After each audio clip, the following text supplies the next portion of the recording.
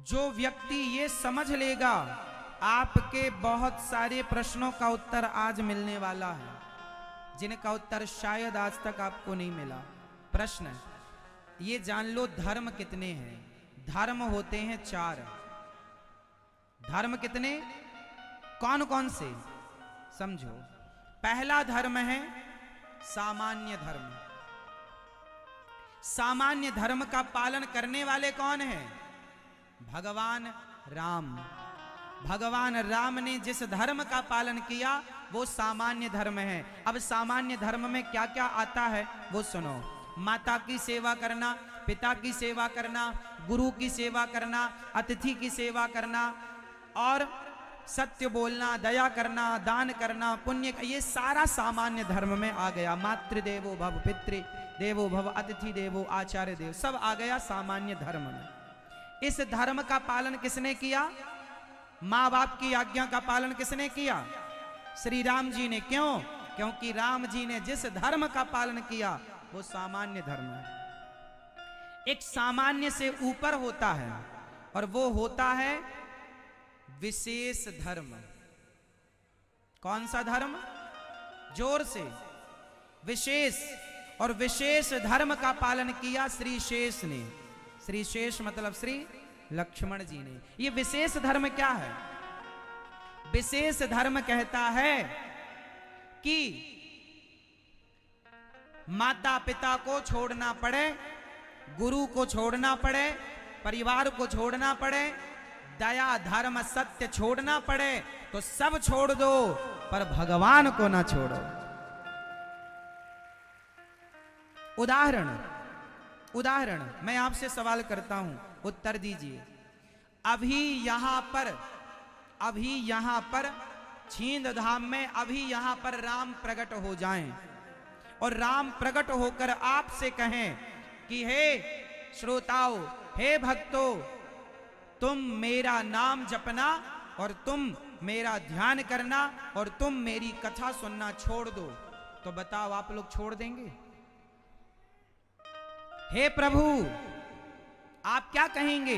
मैं कहूंगा, हे प्रभु, मैं आपकी हर बात मानूंगा, सिर काटने को कहोगे काट दूंगा, जो कहोगे कर दूंगा, लेकिन प्रभु मैं आपको भूल जाऊं, मैं आपके नाम को और आपकी कथा को, आपके चिंतन को मैं छोड़ दूं, ये मेरे से नहीं होगा। मैं सब छोड़ सकता हूं, आपको नहीं छोड़ सकता। और यही धर्म श्री लक्ष्मण जी का है कि उन्होंने माता पिता, गुरु, भाई, परिवार, पत्नी, पैसा, पद, प्रतिष्ठा कुछ नहीं चाहा। किसको चाहा? राम को। जहां सोएंगे आप, आपके चरणों में सोऊंगा। जहां रहेंगे आप, आपके चरणों में रहूंगा। सोएंगे आप, मैं जाग कर आपकी सेवा करूंगा। आपके लिए मैं खड़ा हूं। मुझे मतलब नहीं है मां की सेवा से मैं नरक जाऊंगा ना, नरक। हाँ, मैं नरक जाऊंगा। मैं 1 लाख साल तक नरक रहूंगा। मैंने माँ बाप की सेवा नहीं की ना, मैं नरक रहूंगा। लेकिन प्रभु मैं करोड़ों साल नरक में रह सकता हूं, पर एक पल के लिए मैं राम के बिना नहीं रह सकता। ये धर्म किसका है? श्री लक्ष्मण। और यही धर्म गोपियों का। विशेष सामान्य धर्म का पालन भगवान कृष्ण ने किया, भगवान राम ने किया। राम से बड़े धर्म का पालन श्री लक्ष्मण जी ने किया। परवाह नहीं की कि जमाना क्या कहेगा, जमाना जाए चूल्हे में, हमें क्या करेगा। परवाह नहीं की लक्ष्मण जी ने कि हमें लोग क्या कहेंगे। लक्ष्मण जी ने दशरथ जी को भी नहीं छोड़ा। लक्ष्मण जी ने कह दिया है, जब वहां गंगा के तीर से जब सुमंत्र जी राम जी से कहने लगे चलो लौट चलो, 7 दिन के लिए आए थे, चलो, तो लक्ष्मण जी ने कहा जाओ कह देना महाराज से, दशरथ जी से, कि हम तो उनके कोई बेटा है ही नहीं, उनके तो बेटा केवल भरत है, बना दें उनको राजा, हम तो कोई उनके लगते ही नहीं। ऐसा कहा था। लक्ष्मण ने कहू कछु बचन कठोरा, लिखा है रामचरितमानस। कठोर शब्दों का प्रयोग किया था श्री लक्ष्मण जी ने। किसके लिए? श्री दशरथ जी के लिए, कि हम तो उनके कोई लगते ही नहीं। नारी के कहने पर हमें वनवास भेज दिया, भैया राम को वनवास भेज दिया, सोचा नहीं, विचारा नहीं, गण मंत्रियों से पूछा नहीं, चर्चा नहीं की, भेज दिया। केवल नारी की बात मानते हैं महाराज, अपनी पत्नी की बात मानते हैं। फंसा रखा है उन्होंने महाराज को। ऐसा बोला, कठोर बोला। अब कठोर में क्या बोला तुलसीदास जी ने नहीं लिखा, केवल लिख दिया कि कठोर वचन कहे। इसका मतलब यह हुआ कि लक्ष्मण जी को परवाह नहीं थी कि जमाना क्या कहेगा। आप लोग समझो, शिक्षा मिल रही है इस बात से कि जमाना क्या कहेगा, परवाह ना करो। आप तो भगवान से सच्चा प्रेम करो, भक्ति करो। कई लोग भक्ति के रास्ते पर चलते हैं ना, तो लोग कहते हैं अरे स्त्रियां जरा माथे पर तिलक लगाएं, जरा कंठी पहन लें और जरा भगवान की माला जपने लगें, तो पड़ोसन कहती है बड़ी मीरा बन रही है। तो कह दिया करो हम तो मीरा बन रही हैं, तू सूपनखा बन जा। परवाह ना किया करो, इन सूपनखाओं को जवाब दे दिया करो कि हम मीरा ही तो बन रही हूं, कौन सा गलत कर रही हूं। भक्ति की राह पर चलोगे तो सुनना पड़ेगा। और लक्ष्मण जी ने परवाह नहीं की जगत की, तो आप भी परवाह मत करो। करोगे परवाह तो भक्ति ना कर पाओगे। भक्ति करने के लिए समाज के कड़वे वचन सुनने पड़ेंगे। सुन लो, प्रत्युत्तर देने का कोई लाभ। परवाह ना करो, जमाना कहे सो कहे। हम तो राम का भजन करेंगे, हम राम को, हम उनको जानते हैं, वो हमें जानते हैं। बस हमें तीसरे की जरूरत नहीं। ये धर्म श्री लक्ष्मण जी का, सामान्य राम जी, विशेष लक्ष्मण जी। और तीसरा धर्म होता है विशेष तर। विशेष तर कौन सा? विशेष तर धर्म का पालन किया श्री भरत जी ने। भरत जी के का धर्म राम और लक्ष्मण से भी बड़ा है श्री भरत जी का धर्म। जिन्होंने राम की आज्ञा भी मानी और राम के लिए 14 साल केवल रोते रहे। विशेष तर धर्म क्या होता है? जहां भगवान के लिए केवल नेत्रों से जल बहाया जाए और इंतजार। राम जी ने कहा 14 साल बाद आऊंगा भैया भरत। ठीक है, आपकी आज्ञा। चरण पादुका रखी, लौट आए नंदीग्राम में। और क्या करते रहे? सिर्फ इंतजार। क्या खाए 14 साल तक भरत जी? आप बताओ जरा, भरत जी ने 14 साल तक क्या ग्रहण किया? नहीं पता तो सुनो। श्री भरत जी ने 14 साल तक केवल प्राणों को बचाए रखा, इसलिए कि राम का दर्शन करना है। खाए क्या? बोले गाय को गेहूं खवाया करते थे। गाय को गेहूं खवाते, जब गाय गोबर से गेहूं निकालती, उस गोबर के गेहूं को धुलकर साफ करके और उसे दलिया टाइप का पीस लेते खुद राम जी, श्री भरत जी, और उस दलिया को गाय के मूत्र में पकाया करते, गौमूत्र में, और उसको पकाकर 14 साल तक केवल गौमूत्र में पका हुआ दलिया खाए हैं। ना नमक खाए, ना मिर्ची खाए, ना मसाला खाए।